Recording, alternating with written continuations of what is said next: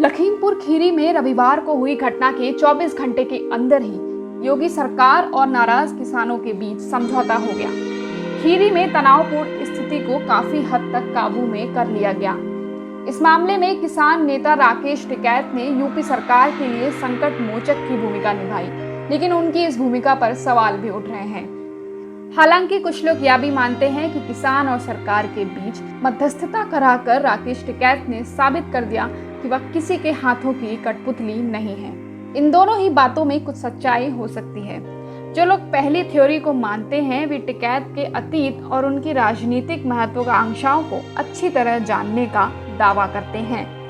1992 में राकेश टिकैत ने दिल्ली पुलिस सेवा ज्वाइन की।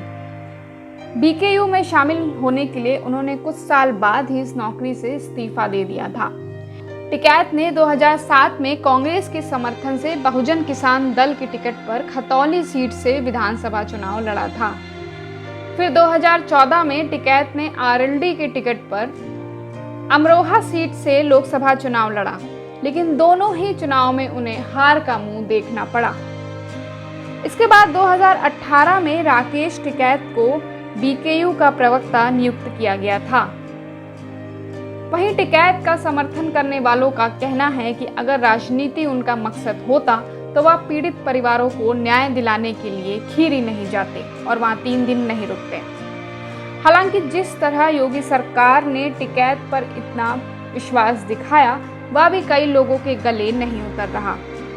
सूत्रों के अनुसार टिकैत ने जैसे ही लखीमपुर खीरी जाने का ऐलान किया, यूपी सरकार के आला अधिकारियों ने उनसे संपर्क किया और उन्हें आश्वासन दिया कि उन्हें वहां जाने के लिए आसान रास्ता मुहैया कराया जाएगा।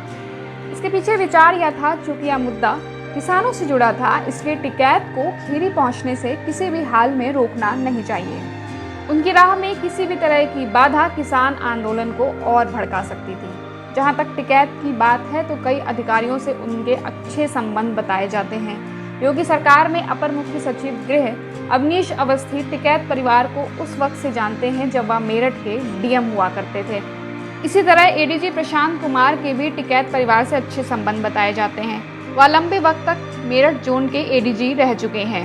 राकेश टिकैत 3 अक्टूबर की रात को ही खीरी पहुंच गए थे और तुरंत उन्होंने अधिकारियों और किसानों से विचार विमर्श करना शुरू कर दिया।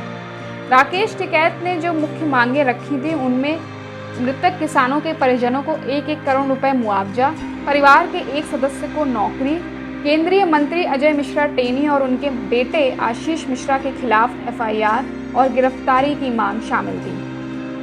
सूत्रों के अनुसार सरकारी अधिकारियों ने बाकी सभी मांगों पर सहमति जताई, लेकिन मुआवजे की राशि पर बातचीत जारी रखी। कई दौर की चर्चा के बाद 45 लाख रुपए की मुआवजा राशि पर सहमति बनी। राजनीतिक विश्लेषकों के अनुसार खीरी में टिकैत की भूमिका एक किसान नेता के रूप में उनकी स्थिति को और मजबूत करेगी, क्योंकि अभी तक वह केवल जाट किसानों के नेता कहे जाते थे।